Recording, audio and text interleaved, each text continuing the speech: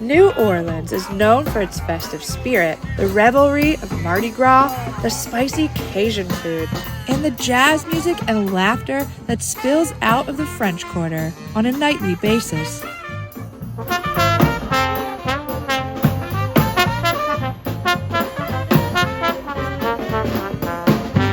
But beyond the wrought iron gates, there's a dark side. New Orleans' history is full of war, epidemic, vice, piracy, natural disaster, and voodoo. So it comes as no surprise that its nickname is the City of the Dead. So are you a supernaturally curious travel enthusiast? Well, then you've come to the right place, because I am the ghost tourist, and this is New Orleans. In this video, we'll tour through New Orleans' dark history and explore the locations associated with some of its most famous otherworldly legends. We'll learn about the Casket Girls, the infamous voodoo priestess Marie Laveau, President Andrew Jackson's deal with a pirate king, and the terrifying true story behind New Orleans' most infamous haunted house, the Lalaurie Mansion. It's no wonder New Orleans vies for the title of the most haunted city in America. So get ready for a frightening adventure.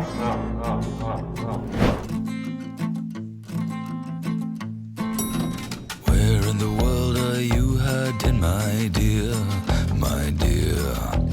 I caught a glimpse of something very weird. A ghost, I fear, is near me, dear. A ghost has slipped into my world, my world.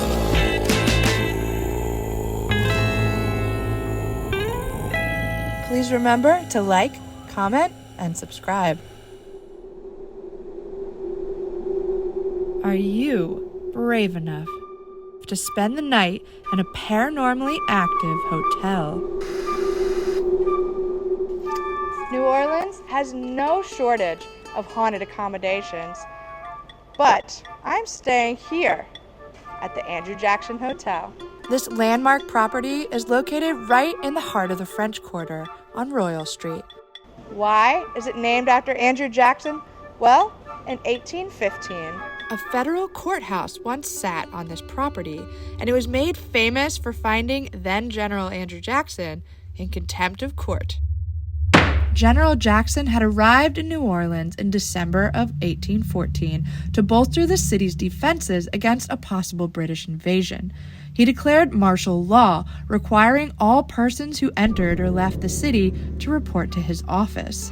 He won a huge victory at the Battle of New Orleans in January of 1815, but then refused to lift the martial law until a confirmation of peace was received from Britain.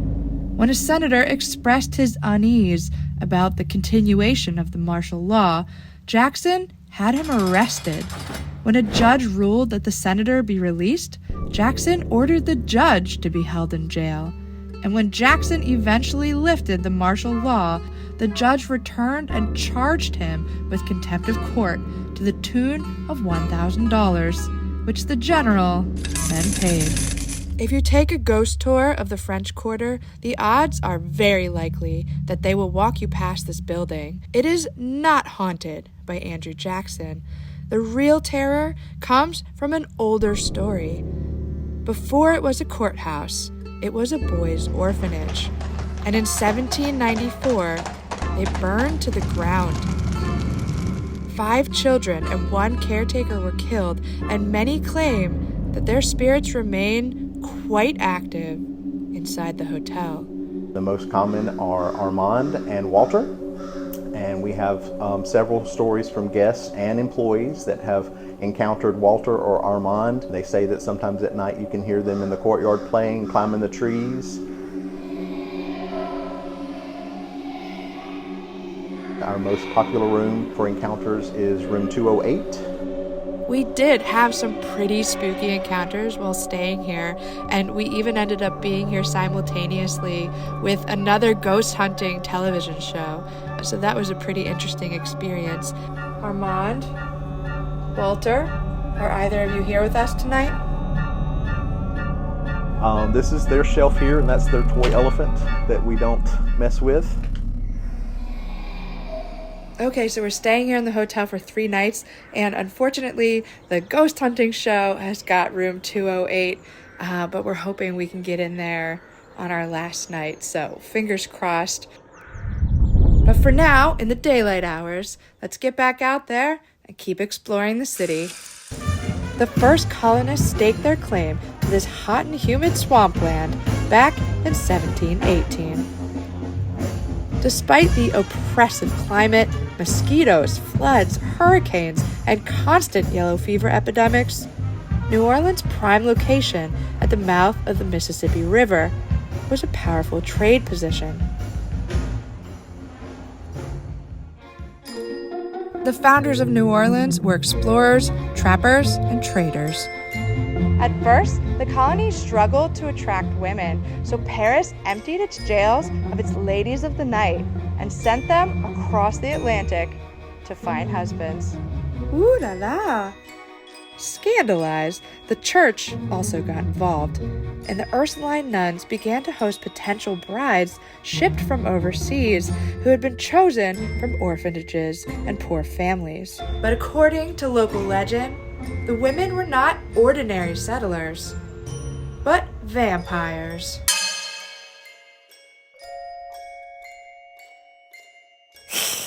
The Ursuline nuns first arrived in the colony in 1727 to assist with free medical care and education.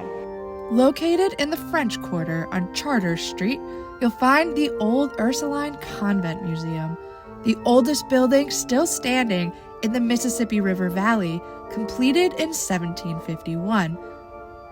The nuns remained here until 1824, using the site as their convent, orphanage, and a school for girls. As I mentioned before, in the early days, New Orleans had a woeful amount of female colonists, leading to some rather creative problem solving. So the nuns began housing young immigrant women. These girls arrived with very few belongings and traveled with small, odd-shaped wooden trunks, which soon earned them the nickname of the Casket Girls. According to legend, the men of the colony were eager to meet their potential wives, but when they disembarked from the boat, something was off.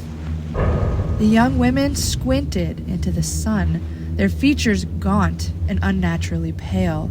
Their receding gum lines gave their teeth an eerie, fang-like quality. All of this was most likely from spending months in a ship's hold without sunlight or proper nutrition, disease running rampant. But, alas, the men were unsettled, and the women were sent to live and recuperate at the convent until their marriages were arranged. It was here, legend says, that the Casket Girls found a forever home in the third-floor attic, their coffin-like wooden boxes containing all their worldly possessions stashed at the foot of their beds. At some point, the nuns shuttered the windows, ostensibly to protect the virtue of the young women in their care. But then, the girls' belongings mysteriously vanished, leaving the caskets empty. Neighbors fell ill, young men disappeared at an alarming rate, and the nuns began to suspect that something wasn't quite right. Perhaps the girls had packed something besides petticoats in those caskets. Something evil, something vampiric. So, to prevent further bloodshed, they took drastic measures, sealing the caskets in the attic and nailing the shutters closed, allegedly with silver nails blessed by the Pope himself.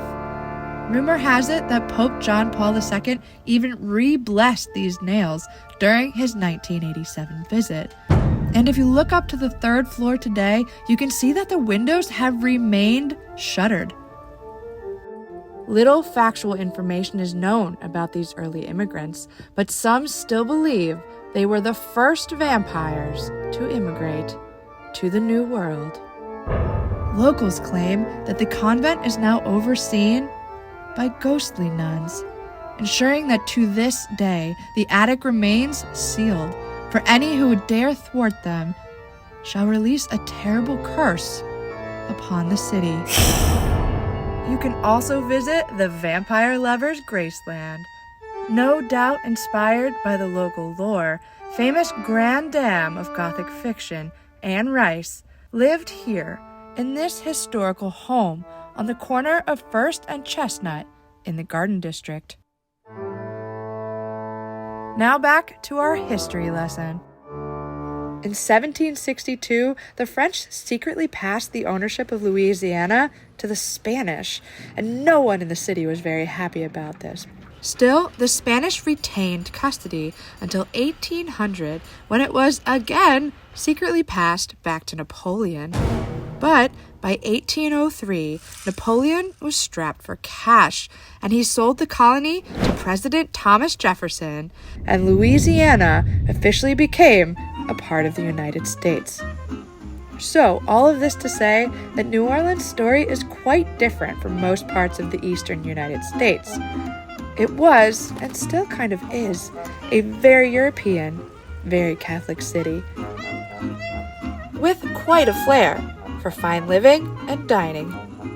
New Orleans is a foodie's paradise. The collision of Creole, Cajun, Southern, and Spanish cuisine has brought together a mouth-watering variety of flavors that make the city what it is today. And there's no shortage of restaurants serving a side dish of spooky folklore. My favorite.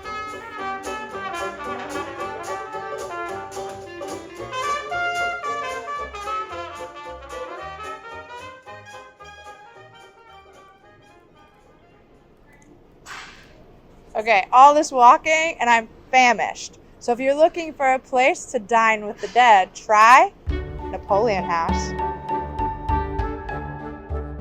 Opened in 1914, Napoleon House is renowned for its iconic warm muffaletta, a symphony of cured meats, tangy olive salad, and sesame-studded bread, all made in-house. The local rumor is that this former home was once meant to be a safe house for Napoleon Bonaparte himself. Obviously, he never made it. The building is reportedly haunted by many spirits, including the ghost of a former mayor, a drunken sailor, Civil War soldiers, a woman who sweeps the second-story balcony, and another woman who was murdered by the mob. For more on New Orleans' various haunted restaurants, check out my Mardi Gras video with an extended list of the haunted places to eat and drink while you visit. Hey, are you enjoying the video? Then hit that subscribe button. And also consider joining the Ghost Club on Patreon for extended stories and exclusive bonus content. 100% of your contributions go toward making this channel possible. And we just got these awesome mugs in stock. Check that out. And seriously, this entire channel is run out of pocket, so anything you're willing to contribute, either on Patreon or a one-time contribution on YouTube, it just goes right back into the channel so that we can keep creating more content. And we greatly appreciate your support, so thanks for watching. Just up the block from Napoleon House, you'll find Jackson Square. And though New Orleans is known for the boozy debauchery of Bourbon Street, it's also home to some beautiful churches, including this iconic building. This is the St. Louis Cathedral, and yes, it is said to be haunted by a former Capuchin monk. Père Dagobert arrived in New Orleans in 1745. By all accounts, he was a beloved community member, known for his charity, kindness, and the singing voice of an angel. Father Dagobert is interred in a crypt beneath the altar, and it's said that his spirit is still tethered to the cathedral that he so fervently served. To this day, if the moon is high and the wind is right, you may catch the sound of a ghostly Kyrie being sung, as Father Dagobert continues to keep watch over the church more than 2 centuries after his death. In a strange way, New Orleanians are fascinated with the culture of death, and thanks to a blend of French, Spanish, and African influences, death is not just an occurrence here, but a cause for celebration. For instance, the city's famous jazz funerals. So you're probably getting the point by now that New Orleans does death differently. For over 200 years, rather than bury the dead, they've been housed in these above-ground tombs. Why? Well, because it is wet here. New Orleans has been constantly flooded since its founding. The water table is just below the ground, so they discovered early that if you tried to bury someone, the coffins would float. The very thought of coffins bobbing up from the ground with remains popping out was horrifying enough, but if there was a bad storm, caskets would burst through their muddy graves and float down the streets. So instead, these above-ground vaults act as brick ovens. The remains are entombed, and after 1 year and 1 day, the bodies turn to ash, and the remains are shuffled backward into a deeper chamber that can house multiple generations of family remains. This is Metarie Cemetery, opened in 1873. It was a 15-minute cab ride from the hotel, so it's located outside the tourist district, but definitely worth a visit. It's one of the most fashionable cemeteries, known for its elaborate tombs and funeral statuary. Notable burials include the graves of 9 governors, 12 New Orleans mayors, 6 state Supreme Court justices, and author Anne Rice. It may look unassuming now, but at the turn of the 20th century, this tomb caused quite a stir. It's the former resting place of Josie Arlington, the notorious Storyville Madame. She was the wealthiest bordello owner in New Orleans by the end of the 19th century, and perhaps one of the wealthiest women in the entire city. She catered to a very high-end clientele, but all her money couldn't buy her the one thing she truly wanted: social acceptance. And so, in retribution, she bought a plot in this swanky cemetery and built herself this opulent red marble tomb among the city's elite. Josie likely thought it was worth every penny for the scandal that it caused.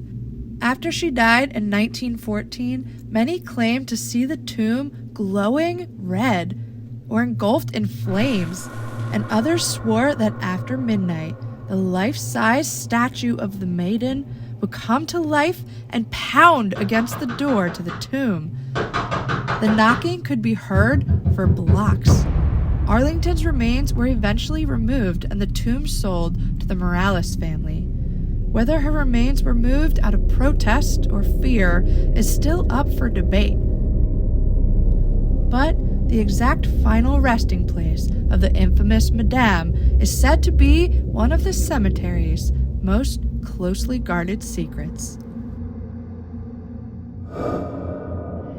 this is St. Louis Cemetery number 1, the oldest and most famous, opened in 1789. Nestled here among the moss-covered, sun-bleached tombs, you'll find the final resting place of actor Nicolas Cage. Wait, what? He's not dead? Well, guess it doesn't hurt to be prepared. Anyway, a few steps away, you'll find the remains of the renowned Queen of Voodoo, Marie Laveau. Her story, as with most legends, has become a tangled web of fact and fiction. What we do know is that she was born on the island of Santo Domingo in 1794 and came to New Orleans as a free black woman sometime prior to 1819. She had as many as 15 children, and she was a hairdresser by trade. Laveau catered to a high-end clientele and was able to form an intelligence network to trade in local gossip and secrets, as well as advertise her additional services. She was a community leader, astute businesswoman, and a devout Catholic, who combined all these attributes with her voodoo practice. Voodoo came to Louisiana with enslaved West Africans who soon learned they were forbidden from practicing their native religion. Many of them were baptized by their masters into the Catholic Church, and soon the Catholic saints would become stand-ins for other voodoo deities. Voodoo is often depicted as evil magic involving zombies, voodoo dolls, and animal sacrifice, but in reality, it's more complex. New Orleans voodoo is rooted in nature and ancestor worship. The core belief is that the living and dead exist side by side, and the spirits can interfere with the lives of the living. Marie Laveau died in 1881, and she's buried here, probably. Though there is a rumor that her ghost was so spiritually active and refused to behave that they had her remains moved to another cemetery in an unmarked grave. But despite this story, tradition still holds that the Voodoo Queen is here in St. Louis Cemetery No. 1, and thousands come each year to leave offerings at her grave. And for the bravest among you, if you've ever dreamed of staying in the former home of a voodoo priestess, well then, you're in luck, because Marie Laveau, the queen of voodoo herself, her former home here on St. Anne Street, is now a vacation rental.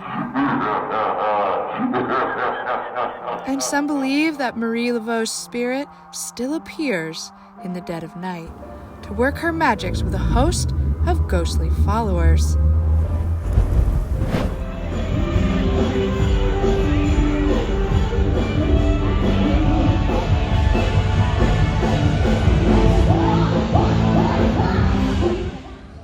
Night is upon us, and you can feel the vibe shift. In Nola, there's no more popular place to party the night away than Bourbon Street. Admittedly, not my vibe. Hand grenades? Fool me once. But let's grab a nightcap at one of the oldest and most historic bars on Bourbon Street. A pub has existed in this location in some form or another since 1752, first serving the Green Fairy in 1846.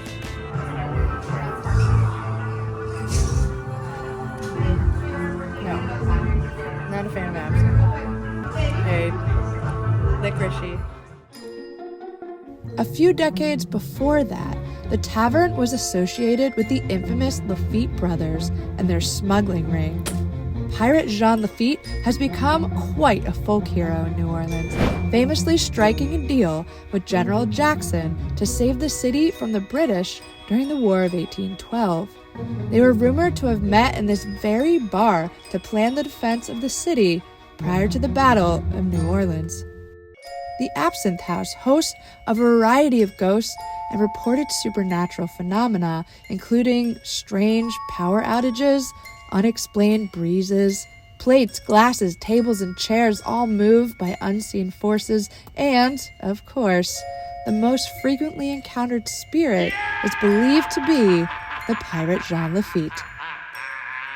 Reportedly, his specter bears his tan, hairy chest and an open shirt, and boasts a distinctive curved mustache. Ooh la la. And is most often encountered on the upper floors.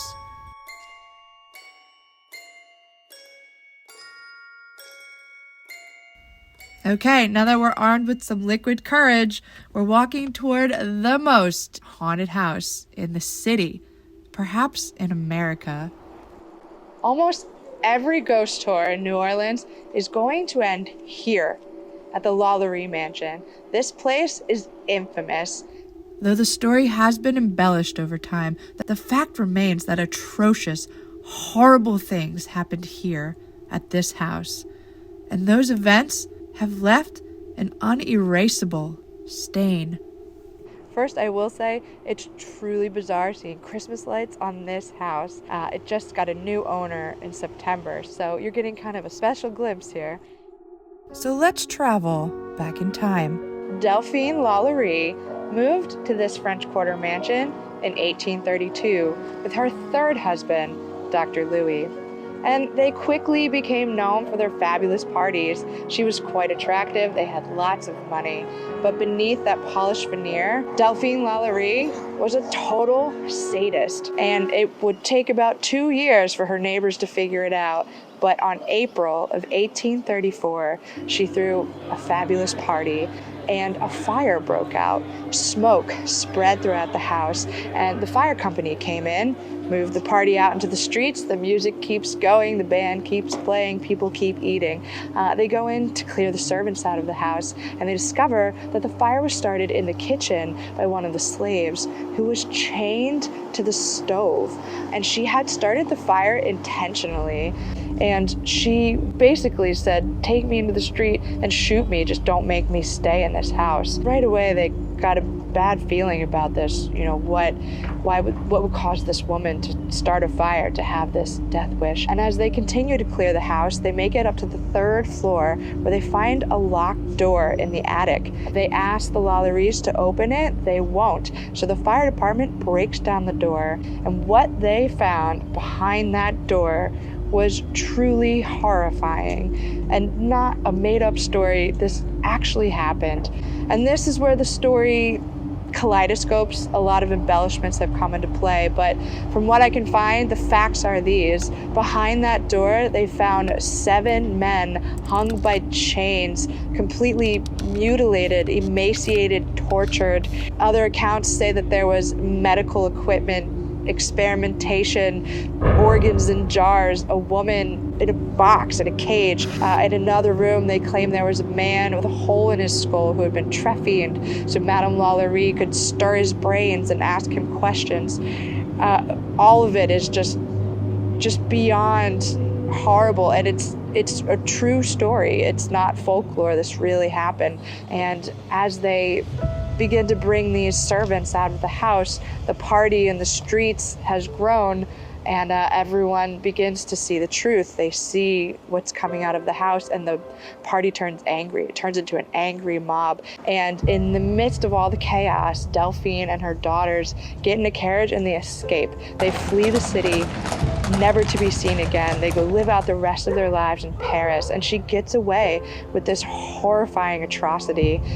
In later years, they kind of estimated that she most likely killed up to 20 slaves in this manner in the house. There was a death toll beyond what they found that day. And the place has been cursed ever since. From day one, the neighbors claimed to hear screams and groans in the night. They would call the police and say that they hadn't gotten everyone out of the house. They could still hear the screaming. Some people even saw phantoms running along the balconies up in the attic. So from the very beginning, this house had a reputation for being very haunted. And over the years, that hasn't abated. It's been a furniture store, a girls' school, an apartment building, a private home. Every single person who has been inside this building at nighttime, slept in this building at nighttime, has had horror stories and has left very quickly, has sold the property. One very famous case is Nicolas Cage, who bought the house in the early 2000s only to spend one night and then move across the street. Going back in time, at one point, this was a girls' school for young black girls, and they didn't know the story, so I highly doubt they were making this up, but they would, come up to the teachers and show them they had these red marks on their arms, they had scratches. They claimed that they saw a woman chase them down the halls with a whip. At another point in time, it was a furniture store, and every morning the man would come back to the business and the furniture would be covered in a dark stain and a dark substance. So he stayed overnight once with a shotgun and tried to catch the vandals. No one came in. He fell asleep. The next morning, the stain was back. And, he fled the building in a panic, sold the business. And it's just hundreds of stories like that. It is truly one of the most haunted buildings in all of America. And here it is, decked out for Christmas and gaudy lights. We came on a ghost tour with French Quarter phantoms, and our tour guide Pepe also pointed out that if you look around the block, all 3 of the lampposts surrounding the property are out. He said this is a very common occurrence. They've even seen the lights go out during tours. And the city obviously has a requirement to maintain these lights for safety. And apparently they change the bulbs all the time and they just go out. This one was even damaged in a storm. You could see it, leaning at a strange angle. And like literally the 3 or 4 street lamps I see around this house are off. And they're the only ones on the entire block. It's incredibly strange. So what do you think? If given the chance, would you spend the night in the Lalaurie Mansion? I am not sure that I am that brave, but I'm curious about you guys, so discuss in the comments below. And for now, I am excited to be heading back to the Andrew Jackson Hotel to do some ghost hunting over there. Producer Sarah is excited as well. Well, these street lamps are perfectly fine, so I don't know, maybe that's a bad sign for tonight. So you've likely gotten the sense by now that New Orleans was a tough place to live in prior centuries. In colonial times, it was labeled a damp grave for those foolish enough to settle here. One major killer was yellow fever, and there were constant outbreaks spread by the mosquitoes that thrive in the moist climate. So in the late 1700s, the building on this location was an orphanage and school for boys who had lost their families to a yellow fever epidemic. Just doing a little walk around here, getting a baseline on the EMF meter. As you can see, we got a pretty strong level on the light fixtures here, which makes sense in an old building like this. Unfortunately, tragedy seemed to follow these orphans. And in 1794, a large fire spread throughout the French Quarter and engulfed the orphanage with 5 young boys trapped inside. Today, many say the building is haunted. Here's hotel manager Wayne Cothran to tell us more. There's been many times that I've been in a room here or I've been in the lobby and there's no one around and I can feel like someone's watching me. But we have employees who work overnight that have heard a toy ball rolling across the floor upstairs, and they've actually heard a ball rolling down the stairs. We have an armoire at the top of the staircase that sometimes in the middle of the night the doors will be opening and closing. Like a burned tennis ball in there. We've had employees that have been outside in the courtyard walking around and they've heard someone call them by their middle name, which no one knows their middle name, so it's very unique. We've had several guests that have been waking up in the middle of the night, like someone touching their leg, the bed shaking, or the covers coming off the bed.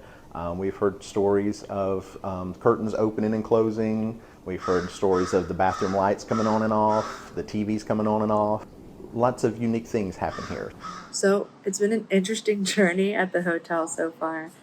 Literally the first second I stepped out of the cab, some guy on the street yelled at me to have fun with the ghosts. So this place has a reputation, hence why we chose it.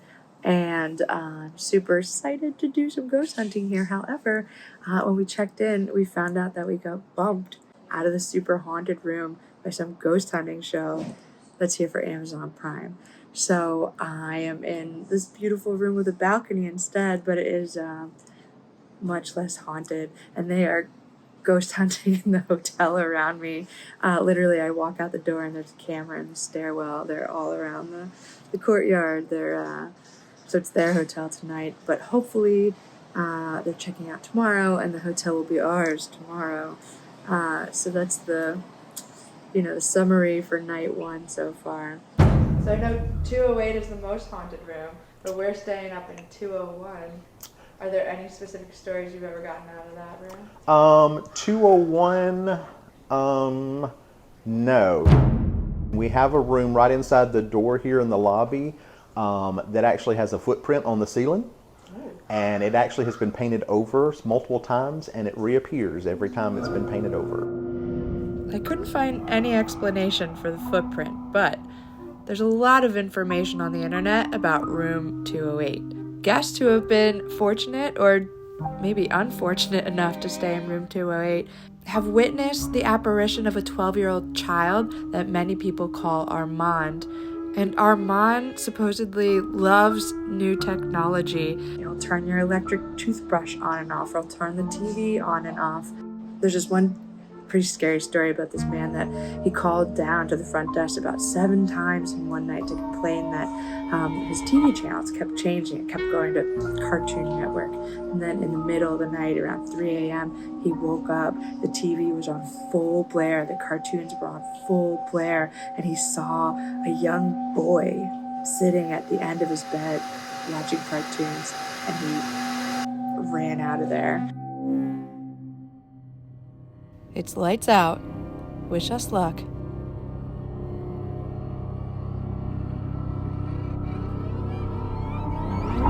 Alright, good morning. So, we definitely had some weirdness last night.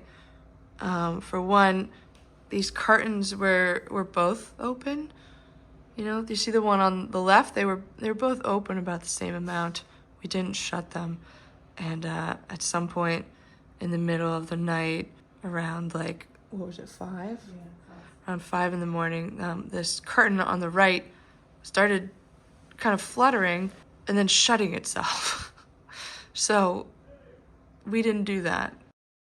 There have also been reports of a female spirit, a former caretaker who likes to tidy things, so maybe she's responsible for moving the curtains.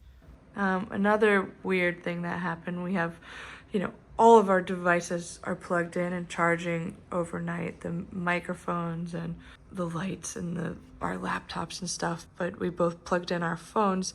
And this morning, not one, but both of the phones were unplugged and haven't charged. I could see how one phone would be an accident, and both phones is really weird. So now we're gonna have to hang out in the room for a little while this morning while our phones charge, because that's how we record for the show. So yeah, some strange stuff in the front here in room 201. We had a night vision camera set up to record the entire time we were sleeping, so for the first hour there wasn't much. And then suddenly around 2 in the morning, we caught a couple of strange things. If you look down on the ground, my cell phone is plugged into the wall. That's my flashlight going on and off. I have absolutely no explanation for this. I did not get any text or calls, and I don't have it set for my phone to flash when any of those things happen. So, something is interacting with the flashlight on my phone here. I've never, ever had this happen before. When I was watching this, really, really took me by surprise. Especially because it fits the MO of these orphan boys who like to play with new technology. So I'm amazed that we caught this on camera. Nothing else happens for the next few hours, but then... Did you see that? The camera just moved.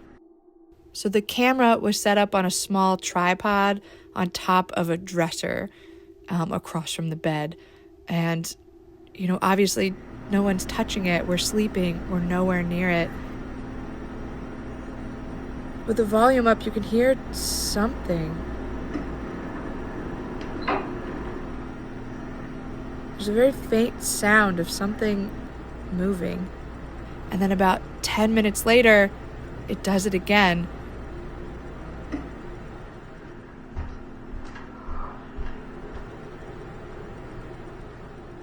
We're on the second floor, so maybe it was a passing truck or something on the street, but I don't hear that on the audio.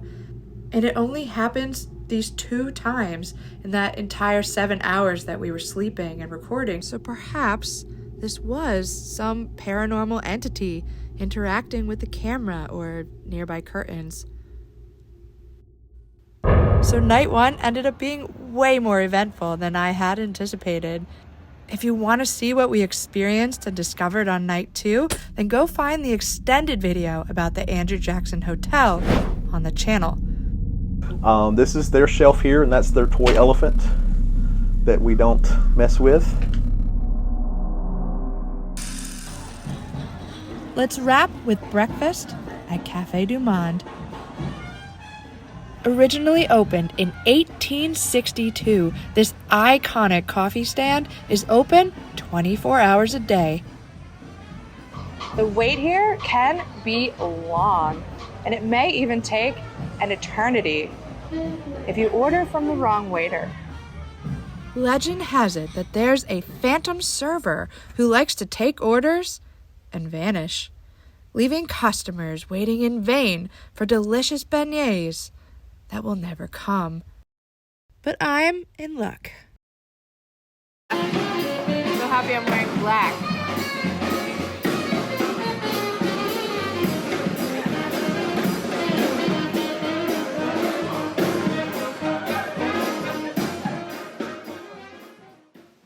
Over the years, many say they've seen vampires, werewolves, and zombies emerge from the Mississippi River. And at this point, New Orleans has me believing that any of that could be true. There's an undeniable magic to this city, a swampland turned seductress. With its rich and often tragic history, it's no wonder it's considered one of America's most haunted cities.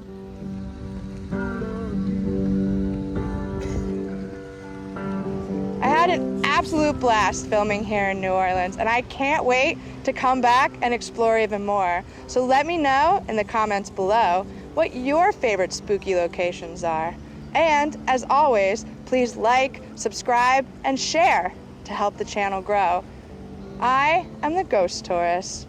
Thanks for watching, and I will see you next time. A